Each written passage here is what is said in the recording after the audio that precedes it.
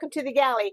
Today we're making fermented hot sauce. Well, we're starting some fermented hot sauce. Now I've already showed you how to do that quick on the stovetop method, but this is a fermentation, so it's going to take a few weeks, but this is going to make it probiotic, and it's also going to make it shelf stable. Now the very first thing you want to do is make your brine, because you want to start your brine with just room temperature water. You don't want to do this with hot water, and you really want that salt to dissolve. Use a good filtered water. You can't do your tap water here.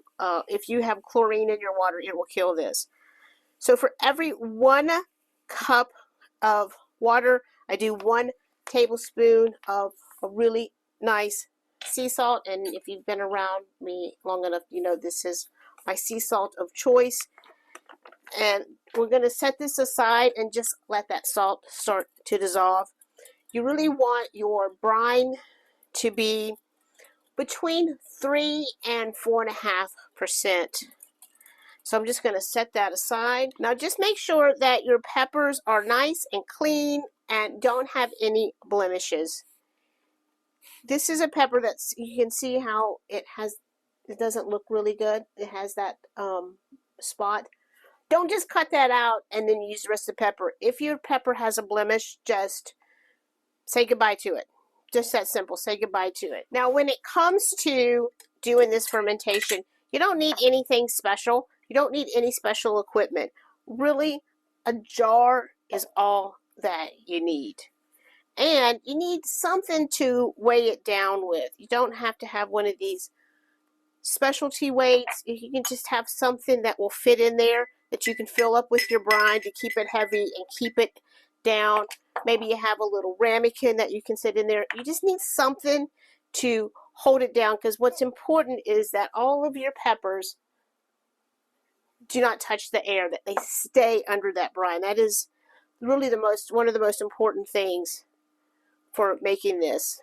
Now, a lot of people will use a baggie and fill it with brine and put it in there, and I just don't like that plastic sitting in my peppers, so I just choose not to use the plastic baggie. So I like to remove the seeds from my peppers. This is obviously optional. The more seeds that are in there, the hotter it's going to be, and you don't have to remove every single seed. It's okay if some get in. Now you can simply leave your peppers like this, or you can cut them like that. It doesn't have to be special. I personally like to put mine in the food processor and give them a little bit of a whirl. Now I'm going to tell you, don't be like me and don't wear your gloves. I don't know why. I always just forget to put my gloves on. But when you're working with hot peppers, you should really wear gloves. And especially if they're super hot, like habaneros or something, they can really burn your skin. And also you have to worry about touching your face. And I have, on more than one occasion, had to lay down on the couch and have Billy pour milk into my eyeball. So don't do as I do. Do as I say. And do yourself a favor and wear gloves. And of course, as soon as I started chopping these up, I went, oh, I forgot my gloves. So I highly recommend you wear some gloves. And now I'm just going to give this a couple little pulses just to kind of break it down a little bit. And then to that, I'm going to add some carrot. Now the carrot is good because it helps add some balance with some sweetness. And you can also use apple. This one here, I used apple. This one I used pineapple. So you can mix this up. You could do peaches in here, any kind of really fruit that you would like. Mango would be good. So I'm just going to chop that up a bit. And then I'm going to do 2 cloves of garlic. And you could also, I'm not adding a shallot. You could add a shallot if you wanted. And then we're going to, again, pulse that up a bit. And you're not looking for a specific, it doesn't have to be perfect size or pureed. You still want it chunky. Well, that takes your breath away. I'm going to add in here some honey for some sweetness. You could do, in this one I did brown sugar. Now that sriracha style hot sauce that everybody loves, they use brown sugar. You could do molasses, you could do regular sugar. but I'm going to do about at least a half a tablespoon of honey. And again, we're going to pulse it and then into your jar. I think that hot sauces are just so fun to get to play with different kinds of peppers and flavors. And they're always going to be different because every batch of peppers is going to be different and have a different spice level to it. And now we're going to, let me clean up here for a minute, and then we're going to add our brine. Now, it might not take all of this brine. I always kind of figure I'd rather have a little too much. But generally for these small batch like this, it takes almost a cup.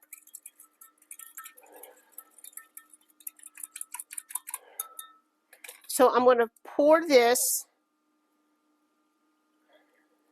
until they're covered and just kind of break those air bubbles down, make sure all of that brine gets in there. And then I'm going to go ahead and add my weight so that I can start pushing it down. And I like to help it, just give it a little push in there. Again, you want to make sure all of those peppers are under that brine. And then I'm going to just top this off, and not all the way to the tippity top, because this is going to raise. This is going to go up and down, and it's going to react with the tides. And when the moon is full, it will rise. So don't take it all the way to the top.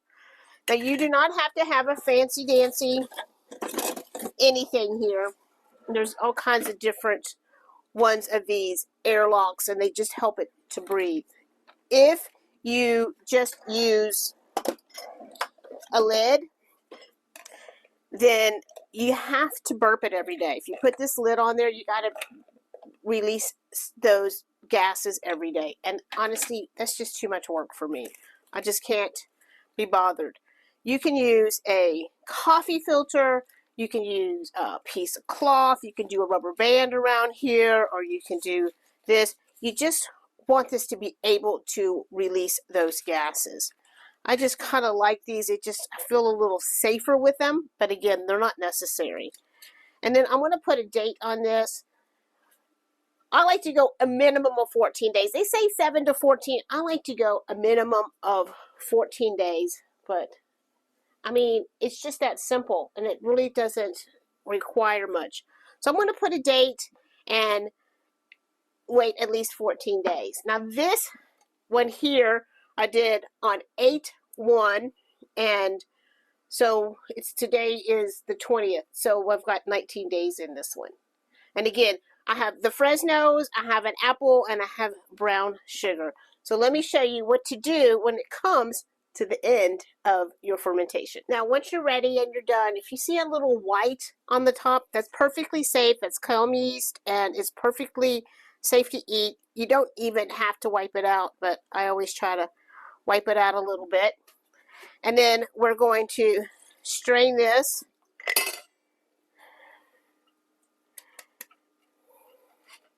And I always find that's easier than trying to stick my hand in there to get that weight out of there. I'm going to pour this back in here just so you can see how beautiful the color is on that. Now, we're going to use this to add to our hot sauce to make it to the consistency that we want. But if you're doing a big jug and you had a whole lot of this left, don't throw that away. You can use this to start your next fermentation.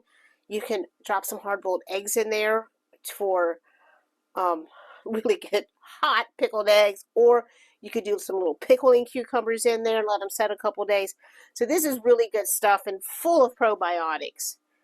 But we will probably use most of it today. So now that we have that strained, we're going back into our food processor, and we are going to process this till it's nice and smooth, adding how much of this we want to the consistency that you want. You might want it really super thick, or you might want it thin. Totally up to you. Now, here's the thing about hot sauces, because hot sauces aren't really expensive, and they're obviously easy to find. But my biggest complaint about the hot sauces that we buy is that most all of them have some kind of gum in them, a gour gum or some kind of gum in them.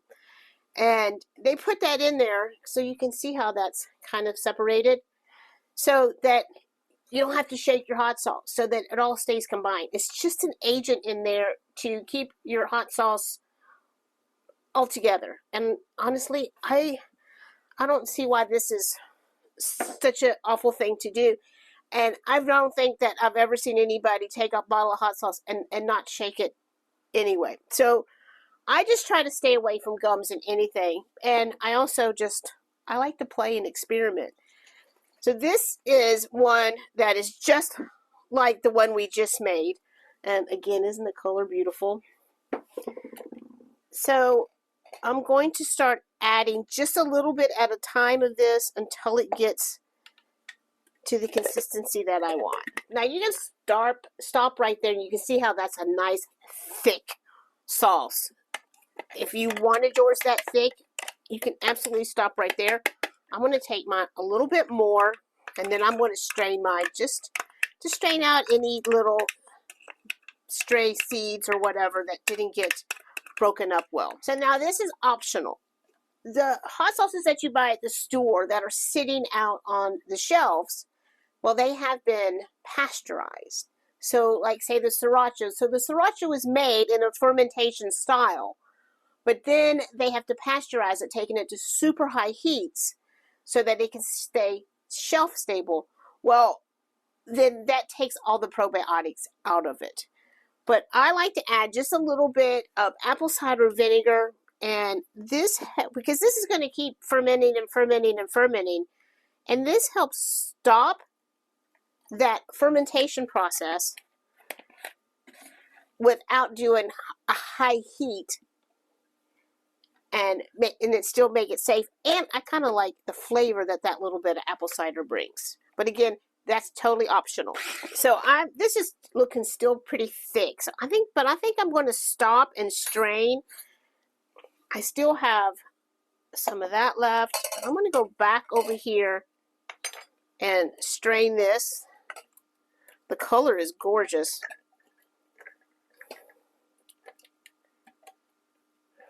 And this one I promised to a friend who loves hot sauces. So I'm hoping that Miss Heather likes it. And we're just going to strain that through. Now you can keep this on your counter. You don't have to refrigerate this. I do mine, but that's just to keep it from really fermenting. It's kind of freezes it, but you don't have to. You can keep this on your shelf. And look at that beautiful color. I don't know if you can see how gorgeous that is. And of course, I think we need to taste. Again, this is brown sugar and apple. And it's hot, but it's good. So I hope this helps. If you have any questions, please shoot me a comment. Let me know. Let me know what you think. And I hope that you start making your own hot sauce today, because it's really pretty simple. And you get to experiment with different flavors, fruits, peppers. It's just fun, I think, anyway. Bye, y'all. I'll see you later. Thanks for being here. I always appreciate you. Bye.